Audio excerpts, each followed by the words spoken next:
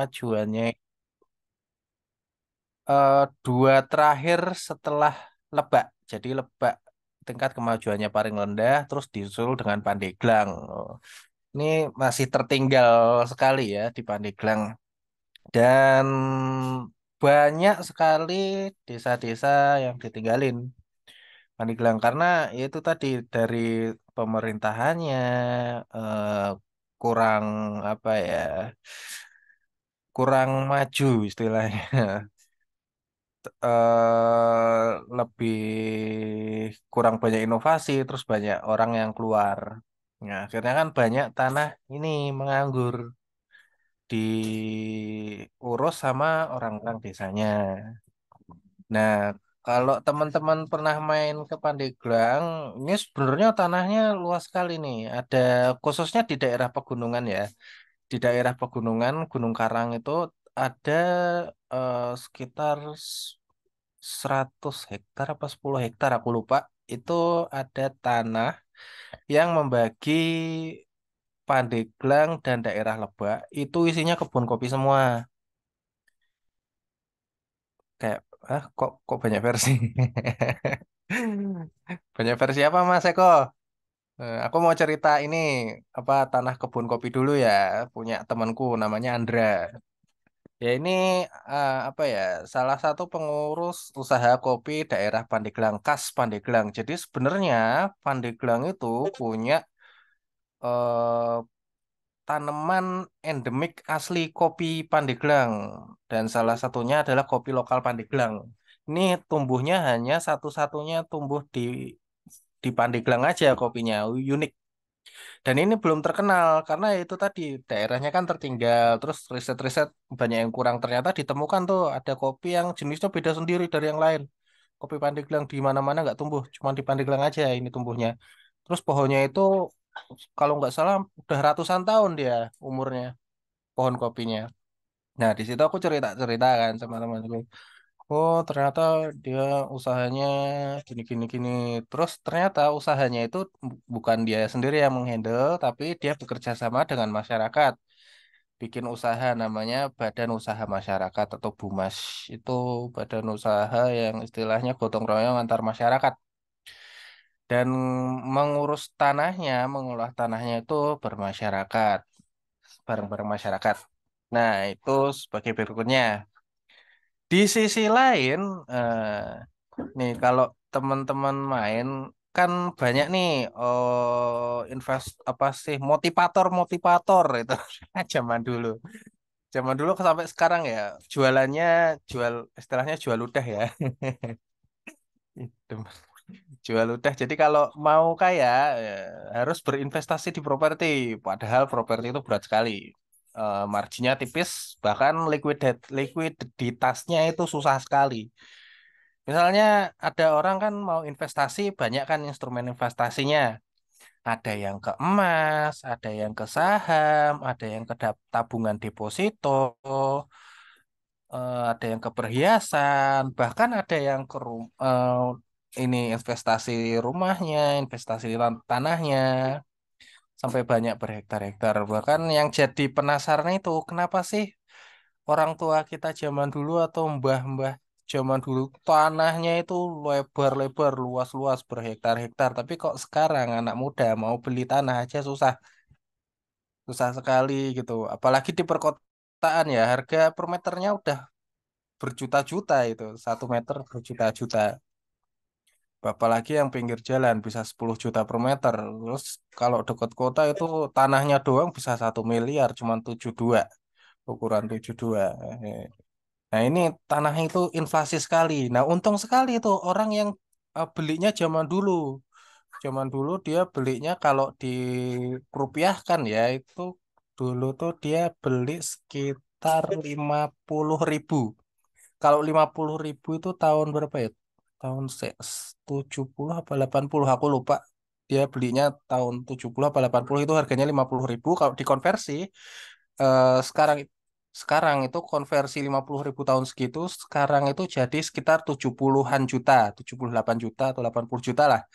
Itu di daerah Tangerang ya. Tapi sekarang tanahnya itu divaluasi di atas 1 miliar. Wah, untung sekali dia jual.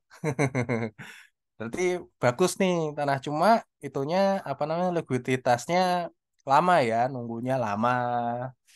Terus kalau mau beli harus ya sepeta itu, sesurat-suratnya, satu surat. Nah, mungkin Mas Aha pengalaman nih, jual tanahnya susah sekali. Itu. Bahkan di tempatku tuh, kalau ada orang jual tanah, terus tanahnya nggak laku-laku, dia jatuh harga, jatuhin harga. Pokoknya susah nih, apalagi pas butuh uang tuh, oh, harganya jatuh sekali. Karena tanah ini tuh susah sebenarnya. Belinya kalau ada uang gampang ya, belinya gampang. Pas mau ngejualnya ini susah. Bahkan butuh bertahun-tahun. Mungkin teman-teman pernah lihat nih, kalau lagi jalan kemana-mana, ada tuh apa namanya, banner dijual, tanah ini dijual tanpa perantara, terus nomor handphone gitu, dijual banyak sekali kan, sampai bertahun-tahun, sampai sobek-sobek itu masih aja tuh tulisan dijual itu masih ada di situ, nggak ada yang ngelola, dianggurin aja gitu, karena susah kali itu jualnya, ya bertahun-tahun susah kali lakunya. Nah, di situ aku jadi kepikiran kan, gimana ini ya, aku udah punya tanah, udah diolah. Nah, sekarang mau ini yang tanah yang di bawah mau buka lahan talas. Nah, ada yang mau ngolah tuh lahan talas. Nah, cuma problemnya gini, kalau lahan ini kalau nganggur tok, tidak ada perputarannya, tidak ada yang mengelola, tidak ada dananya, nganggur tok, kayak ya gimana ya, eman gitu, eman-eman aja. Eman-eman.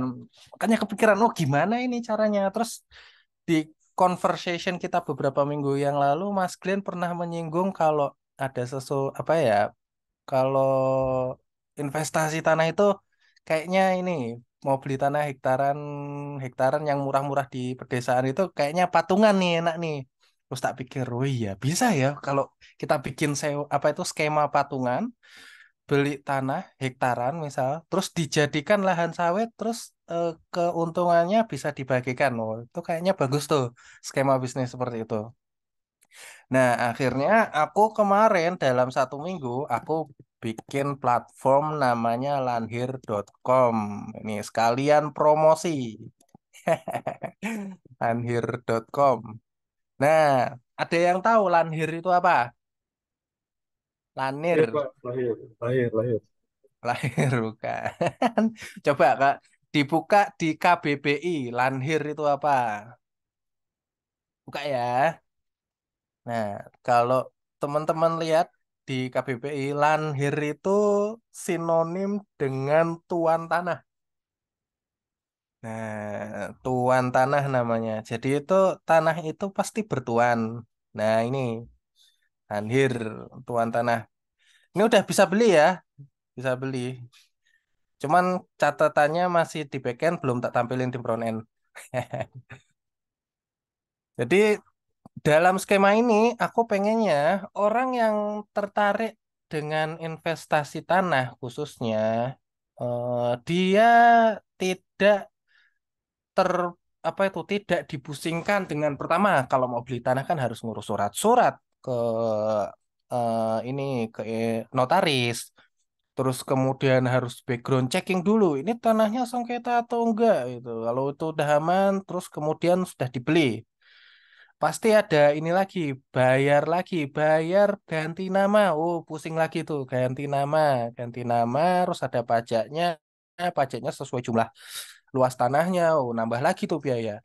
Terus ketika udah selesai, terus tiba-tiba butuh uang nih, beberapa tahun kemudian butuh uang, atau beberapa bulan kemudian butuh uang. Oh, pengen jual tanah. Jualnya itu harus semuanya.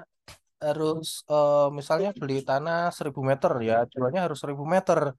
Misalnya ada orang yang oh tertarik nih, tapi pengennya belinya cuma 100 meter aja, nggak 1.000 meter. Kan susah lagi itu. Harus mecah sertifikat, harus mecah tanah, terus lapor lagi ke PN. Oh, ribet sekali itu kalau orang pengen itu. Makanya gampangnya itu, biar nggak ribet belinya ya, kalau beli 1.000 jual lagi ya 1.000. Nah itu lebih susah lagi tantangannya, bikin bingung.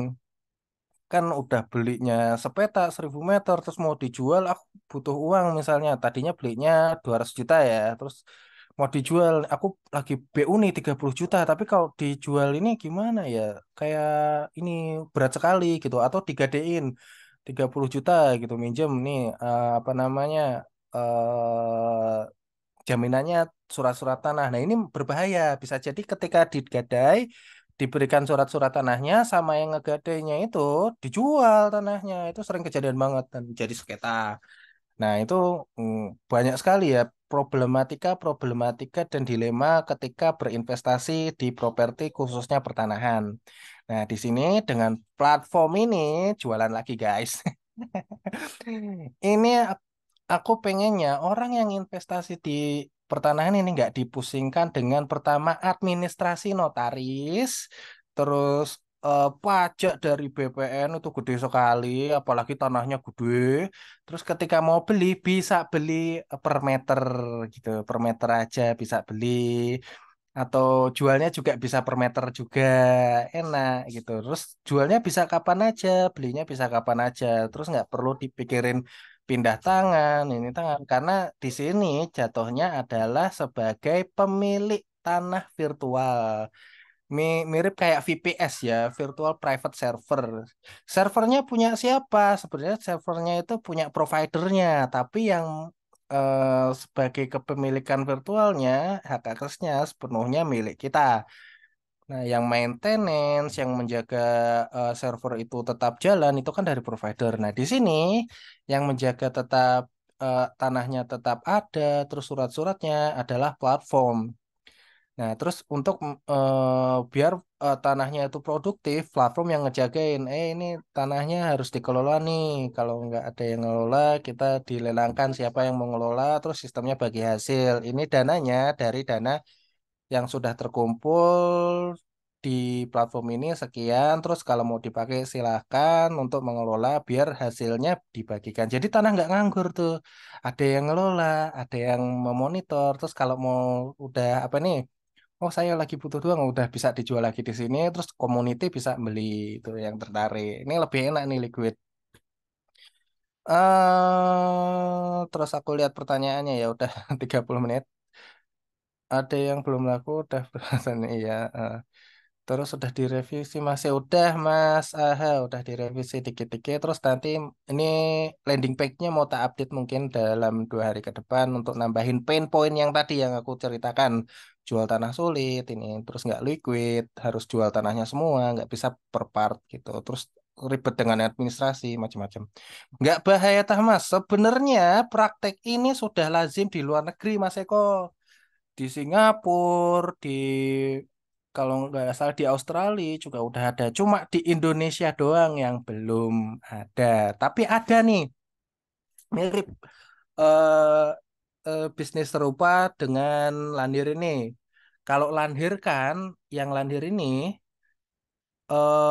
Landir ini khusus untuk properti pertanahan. Ada lagi namanya goro.id atau gotong royong.id. Itu khusus properti apartemen. Jadi nya bisa patungan per token kalau apartemen itu. Jadi setiap orang yang nyewa di apartemen itu sistemnya nanti keuntungannya dibagikan hasilnya. Terus mau jual bisa jual kapan aja mirip saham gitu. Terus bagaimana cara orang itu mendapatkan lahan realnya? Oh, kalau misalnya ada orang yang pengen beli terus nggak pengen sebagai virtual, artinya dia harus membeli seluruhnya, seluruh aset yang ada di sini. Misalnya kan di situ salah satu Mas Gusti buka ini pilih apa tadi? Ada tombol pilih itu loh di atas. Nah, oh belum register ya, pre-register terus nanti ada pilihan propertinya, ada dua. Ada dua. Nah, pilih lahan. Nah, di sini ada 2 lahan yang bisa dibeli, yang lahan di gunung dan lahan di bawahnya deket deket jalan. Nah, di situ ada 2.500 sekitar 2.500 meteran sama 2.000 meter. Nah, kalau mau beli harus beli semuanya.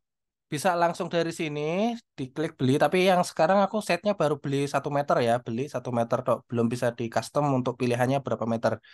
Ini bisa beli langsung di situ, langsung bisa 2.000 meter, terus bisa mengirimkan pengajuan untuk membeli apa mendapatkan sertifikat secara fisik.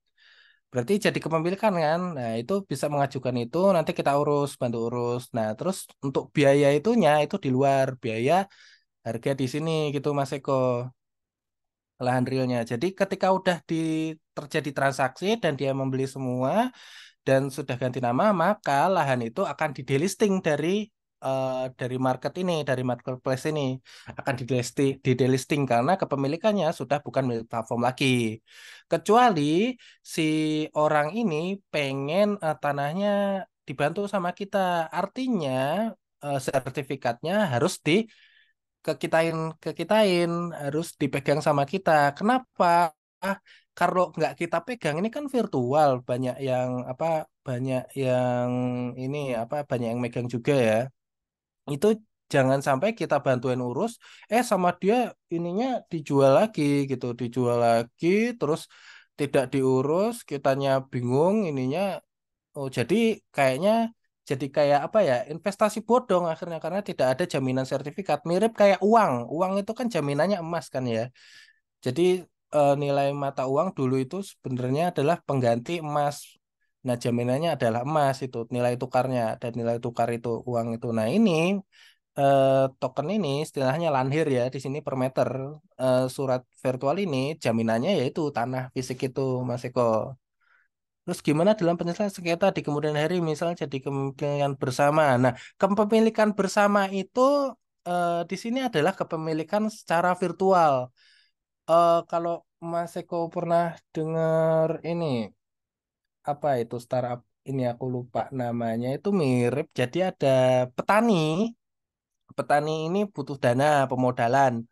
Nah, pemodalan itu crowdfunding. Nah, ini Tani Hub itu betul Mas Obi, Tani Hub.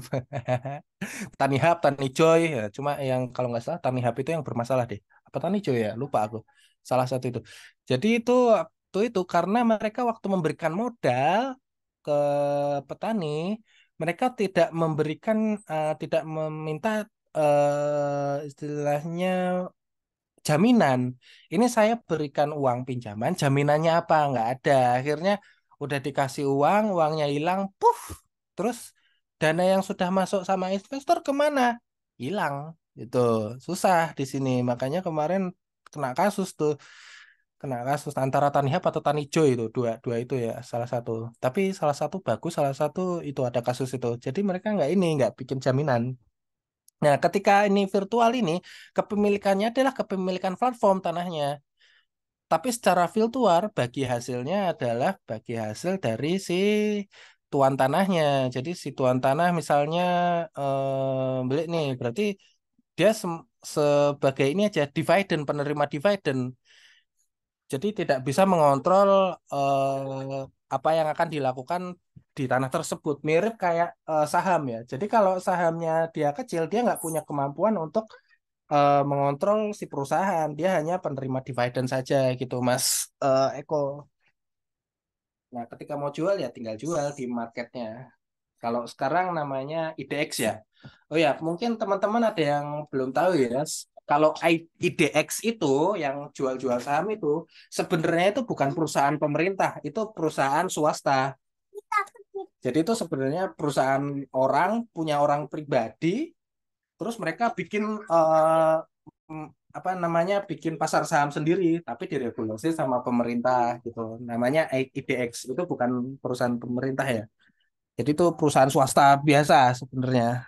Mirip kayak gitu. Jadi itu untuk jual-jual saham perusahaan. Cuman nggak enaknya kalau di saham itu ketika sahamnya delisting ada masalah. Contohnya Waskita kemarin tuh yang lagi rame. Orang sudah investasi misalnya berapa lot gitu ya. Misalnya 1.000 lot. 1.000 lot itu udah banyak sekali itu. Terus tiba-tiba delisting. Oh lah, uangnya kemana? Puff dong. Uang investor hilang karena itunya delisting dari platform, nggak bisa ditarik ya, istilah menghilang menghilang dan menguap. Itu kan pusing banget tuh kalau investasi di situ. Nah, kalau di sini kalau di delisting otomatis artinya tanah ini terjual, ada hasil penjualannya dan hasil penjualannya akan dibagikan sesuai kepemilikan virtual si tuan tanah. Jadi ketika di delisting dari platform ini uang yang udah masuk ke sama investor akan kembali sesuai dengan harga yang terbaru. Misalnya dia beli nya 100.000 per meter ya.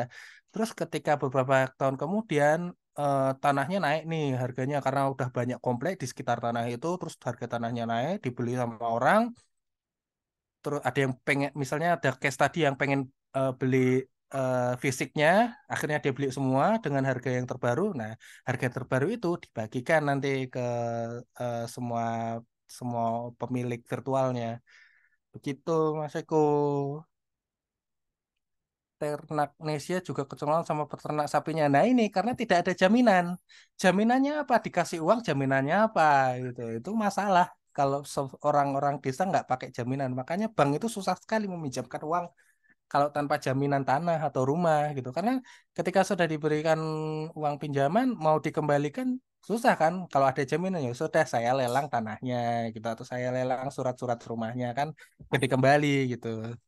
Ya itu problemnya di situ apa namanya fintech-fintech yang mm, ceritanya mau bantu ini tapi mereka tidak memahami ke karakteristik orang sana jadinya susah deh. Nah, ini keuntungan beli lembaran di luar kenaikan harganya ada nggak Mas? Ada. Jadi misalnya nih, ini sistemnya belum tak bikin, baru tak konsep ya, belum tak coding. Jadi mirip kayak saham. Jadi misalnya orang udah beli 100.000, terus dia pengen jual apa namanya 110.000, bisa langsung nanti ada menu untuk jualnya, terus dimasukin harganya berapa. Terus nanti ada lagi orang yang nawar nih, oh saya pengen beli ini 90.000 gitu. Nanti di matching ada yang pengen jual, ada yang ini nawar gitu. Ketika harganya match, nah itu terjadilah transaksi mirip kayak trading saham. Kalau yang utang itu lebih galak. Iya ini utang itu lebih galak dari yang jamin itu galak banget ditagihnya. Apalagi kan kemarin tuh kasus tuh orang ngutang ya ditagih yang yang utang malah bawa golok ngejar-ngejar yang nagih. Serem banget itu. Hmm? Tampilin grafik juga saya mau masuk tolong. Oh iya siap Mas Obi tak tambahin fitur grafik ya jual beli tanahnya. Ini rangka panjang itu namanya capslok sayang. Caplok. Itu biar besar tulisannya. Oh, gitu. Grafiku. Oh, Mas Obi yang kemarin ini apa namanya trading forex ya kalau nggak salah. Nah, ini sekarang trading tanah. Ayo Mas Obi, daftar. Mantep nih. Paling segitu ya. Udah hampir tinggal 10 menit lagi sebelum aku nganterin anak sekolah. Mungkin ada yang mau bertanya atau ada yang ingin memberikan masukan, ide dan sebagainya. Kemarin ya. Apa ini? Oh, jadi besar. Wow, Hmm. ini banyak Hmm? itu apa? Itu untuk mouse. Mau itu apa? Oh, umur Hmm. selamat. Hmm. Bang, Oh, Mas Raffi, Mas Eko, Kang Dendi, Mas Gusti sudah daftar. Oke, mantap jiwa. Hmm. ke gua. Sudah bisa dibeli Mas Nur Yasin. Nah, tinggal pencatatannya sudah tercatat di backend, cuman tampilannya per user itu belum tak tampilin di frontend. Nanti mungkin ya sama sehari 2 hari ke depan tak tampilin mereka udah beli berapa gitu, udah kebeli berapa. Gitu Mas Nur Yasin udah bisa dibeli. Mas Gusti mantap. Oke, paling gitu guys. Ya, ini bisnis baru sih. Kalau aku ngelihat ya dari apa namanya dari regulasi yang sekarang, ini mirip kayak sistemnya ECF tapi bukan ECF karena yang dijual itu kalau ECF kan equity crowdfunding. Nah, yang kita jual ini bukan equity tapi lembaran per meter gitu, lembaran kepemilikan. Jadi ini beda. Beda kalau di Indonesia belum ada regulasi tentang ini. Tapi untuk tradingnya itu sudah ada. Misalnya nilai kenaikan atau penurunan itu ada aturannya nggak boleh naik terlalu tajam, nggak boleh turun terlalu tajam. Ketika naik terlalu tajam, maka pasar akan ditutup pada hari itu dan dilanjutkan besok hari. Itu aturan dari OJK. Itu udah banyak aturannya, cuman kalau tak lihat ini nggak belum ada yang nabrak, tapi seharusnya nggak karena di luar negeri seperti Singapura itu udah sah, udah legal. di beberapa negara sistem bisnis seperti ini udah legal. Indonesia ini termasuk baru dan startup-startup yang mulai bergerak di sisi ini udah ada beberapa dan sedang mengurus legalitasnya dan eh, kekuatan hukumnya masih diurusin. Jadi masih dalam proses. Tapi ini manis sekali sih kalau bisa seperti ini. Enak buat tuan tanahnya jual beli tanah. Ya, saingan ini sama tradisional maklar. Nah, maklar kan belinya itu ganas sekali tuh, kayak preman tanah ya istilahnya. Ada semacam rapor pengenaan tanah enggak untuk konfirmasi tanah yang dimiliki akan digelar seperti apa, ditanam apa. Nah, ini nanti ada ketika diklik itu, diklik salah satunya coba Mas Gusdi, nanti jangan beli. Nah, di sini nanti di bawahnya ada timeline. Tanah ini akan dibikin apa gitu. Tanah ini pada tanggal sekian, tanah ini mau ditanam talas misalnya. Nah, ini yang tanah yang 2000 meter ini kemarin aku dihubungin sama yang pengelolanya mau ditanemin talas gitu. Nanti sistemnya bagi hasil nih yang 2000 meter ini. Kalau yang 2500 itu belum ada yang ngurus lagi di gunung itu. Ada pohon duren, ada pohon pohon cengkeh itu di atas ada pohon tangkel. Tangkel apa ya bahasa Indonesianya? Nah, kalau yang di bawah itu mau udah ada yang ngurus tuh yang 2000 meter. Kalau di 2500 itu belum ada lagi. Aku belum dapat orangnya. Yang 2005 yang 2000 meter ini yang lahan kebun datar ini udah ada. Yuk monggo dibeli. Saingan sama tradisional market. Nah, perlu diskusi lanjut nih kan boleh boleh Mas untuk konfirmasi tanah dimakan kalau seperti apa. Nah ini nanti untuk pengelolaannya, nanti tanahnya ada dua jenis, tanah pasif dan tanah aktif. Tanah pasif itu artinya dia dalam kondisi belum ada yang mengelola, menganggur, dan sistemnya masih biasa, ya jual beli tanah biasa tanpa ada hasilnya di tanah itu, tanah tanah tidur ya. Nah, terus satu lagi adalah tanah aktif. Nah, tanah aktif ini berarti tanahnya ada yang mengelola, terus yang membeli tanahnya akan mendapatkan bagian hasil dari hasil pengelolaan tanah tersebut itu Mas Hobi. Nah, terus misalnya ada ini nih mau dijadiin apa itu tergantung dari platformnya ya. Platformnya eh, nyari orang, oh ini tanahnya mau dijadikan apa? Ada yang mau bantu enggak? Atau dari tuan tanah ini bisa mengusulkan mau jadi apa gitu. Dalam diskusi nanti mungkin aku bisa bikinkan diskusi grup ya mungkin atau gimana ya. Nanti aku masih mikir-mikir nih biar enak ini biar enak mengelola tanahnya terus tanahnya tidak menganggur dan eman gitu tuh menanam ganja kalau di Belanda legal Mas tanam ganja nanti ini kan aku mau coba daftarin eh, usaha ini atas badan hukumnya enaknya Indonesia apa Singapura ya kayaknya dua deh Indonesia sama Singapura badan hukumnya ada dua biar tanahnya tapi nggak tahu ya kalau di Indonesia kita jualan tanah dan tanahnya itu di apa buat tanam ganja ditangkap nggak ya? Tapi kalau pakai PT luar negeri nggak sih harusnya. Terus misalnya kalau ini modenya di Indonesia harusnya tidak diperjualbelikan ya, harus ganti apa namanya ganti mode mode negara lain dulu. Kalau di Belanda itu ini legal jual beli ini ganja. Untuk ganjanya ganja obat ya, bukan ganja yang ini, bukan ganja konsumsi biasa, tapi obat. Keluar daerah Aceh itu tuh menghasilkan menghasilkan banget tuh. Itu si Andra itu yang punya kebun kopi, Pak D-nya apa Omnya itu, dia ini apa punya pabrik ganja, punya pabrik ganja di Belanda buat obat-obatan, ganja obatan. Nanamnya di dalam ruangan. Oh, itu mantap sekali tuh. Uangnya mengalir deras. Kalau misal bantu jual, kalau mana tadi? Kalau misal bantu jualin tanah gitu, bisa nggak pakai lahan? Bisa banget Mbak Tia. Jadi pertama sistemnya gini, Mbak Tia mengajukan ke Lanhir, terus nanti kita eh, eh, listingkan tanahnya di sini, terus kita jual.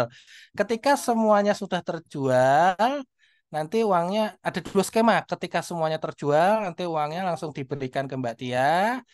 Itu ada atau eh, terjual sebagian, nanti uangnya langsung dibagikan, misalnya setiap 10% atau setiap 30% terjual baru dikasih, terus 30% nambah lagi baru dikasih.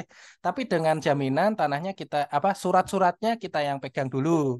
Nah, tapi misalnya Mbak Tia pengennya ini di listingnya ada dua pilihannya dengan batas waktu dan tanpa batas. Tanpa batas itu artinya ini dilistingkan sampai terjual habis. Kalau dengan batas berarti ini dilistingkan misalnya maksimal 40 hari.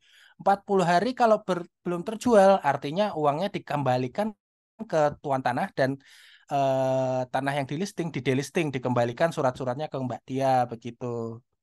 Sementara daerah Pandeglang ya betul karena belum punya apa ya istilahnya belum punya resource dan waktu untuk survei ke tempatnya ya. Soalnya kan ini tanah kan sensitif harus yang dijual ini nggak boleh ada sengketa. Jadi kita harus survei bener-bener ini tanahnya punya siapa, ada surat-suratnya enggak, sengketa atau enggak, kita cek dulu. Nah, kalau udah dicek itu lolos cek ini kita bisa listing ke sini dijual. Tuh, deal-dealan sama mafia tanah gimana Mas? Kan mafia tanah kadang datang-datang langsung duar tuh. Wah, ini kalau mau beli tanah jangan di platform ini apa platform sosial media. Langsung datengin tanahnya. Langsung datengin tanahnya, tanya tetangga atau orang sekitar ini tanah punya siapa gitu. Itu yang pasti yang itu nanti itu rata-rata bukan mafia. Langsung ke pemiliknya biasanya. Bosor tanah kopian. Mafia tanah ini yang paling ini. Biasanya yang jual-jual di sosial media atau forum-forum itu rata-rata mafia itu. Harganya udah dinaikin sama mafia. Tapi kalau langsung beli ke tuan tanahnya bisa dinego, negonya bisa tipis. Gitu harganya lebih lebih murah. Ada batas minimal untuk luas tanah yang bisa dijual. Oh, iya harus Pandeglang. Nih, batas tanahnya saat ini adalah eh untuk jualnya ya, untuk di platform itu eh, sebagai tuan tanah dia bisa belinya per meter, Kang Dendi. Nah, misalnya batas tanah minimal penjualan nggak ada batasnya untuk saat ini, tapi rekomendasikan adalah tanah kebun yang ada yang bisa dikelola hasilnya. Paling tidak bisa ditanemin apa harus ada hasilnya begitu. Petanya enggak Mas, supaya jelas batas tanahnya mungkin visualisasi. Oh, ada sebentar ya. Untuk yang tanah 2.500 aku ada. Yang tanah 2.000 belum, ntar tak bikin. Nih, aku share linknya ya. Se- s.id mana tadi linknya? Tan kebun. Nah, ini. Nih ya, aku share di sini ya. Nanti petanya tak tak tak masukin platform ya. Ini tanahnya yang 2.500 meter, yang 2.000 meter belum. Nih, ada di situ. Nah, ini tanahnya seperti ini. Di tengah-tengah gunung ada pohon duren, ada pohon cengkeh, dan pohon kelapa. Ini tanah tanah kebun ini di gunung tanahnya. Ciri-cirinya itu paling enggak tanah datar, Mas Patar. Tanah datar, terus dilihat dari kiri kanannya tidak ada apa, tidak terlalu dekat dengan jurang, terus dekat dengan fasilitas. Nah, ini kalau ngelihat dari tanah kebun ini banyak villa di mana-mana. Villa subuh, terus di bawahnya ada villa lagi, terus di atasnya ada lapangan bola. Dekat itu, cuma berapa meter doang. Nih tanahnya bentuknya gitu ya lucu. Itu di sini kalau dilihat dari atas banyak ya apa banyak pepohonan ya. Tapi kalau masuk ke situ jalannya itu lumayan. Bisa pakai motor Kak ke sini. Bisa pak naik motor ke atas ini. Kalau yang satu lagi tanahnya ini. Bentar, aku share map ya mana ya? Map Hmm. Google. Yang 2.500 itu tanahnya tak share mapnya dulu. Nanti plottingnya tak bagiin. Ntar tak bikin dulu ya. Apa? Nah, itu kayak muming. Heeh. Apa? Mana ya? Cengkel. Eh, Tanahku yang satu lagi yang di bawah itu cekek gitu. Oh, Cilacap, Cilacap berarti di sini. Kom mana Macesari? Jalan C. Oh, ini. Oh ini, mana yang dibintangin ini? Nah ini dia. Hmm, ini di copy tanahnya itu screenshot terus tak coret-coret dulu. Mana ini? Mana coret-coretnya? Oh ini ya.